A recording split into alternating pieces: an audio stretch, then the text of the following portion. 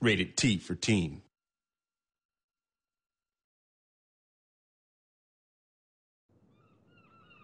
I think it was pretty daunting ask, when we started working with Passion Pictures, because we're like, okay, we need something that's going to blow people away when they first boot up their game, and it basically has to chronicle the entire career of the Beatles in 2 minutes.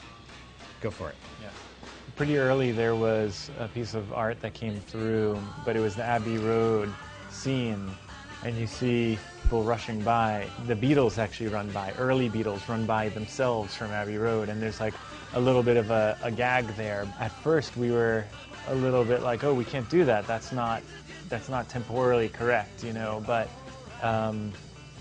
just like seconds later we were like, wait a minute, that's really cool, we should maybe do that. So it loosened us up a little bit. We really wanted to ride that line of like, put in imagery that people will recognize, but not have it be so obvious that it's like, duh, like really literal stuff. We've seen people put up videos on the internet of themselves narrating over the film, thinking that they've picked out everything that we put in there, and the fact is that they didn't come close, and sometimes they actually just invented some that they thought were there, which I think is the beauty. The elephant, referencing the India trip and sort of the influence on George's music in particular, but really the whole band. We didn't quite want to go with obvious religious symbols, so we sort of expanded on it, and Pete and his team did a really cool job creating this creature, which we call the rhinophants. And, half of us were in love with it the minute we saw it, and the other half were just like, what the hell is that?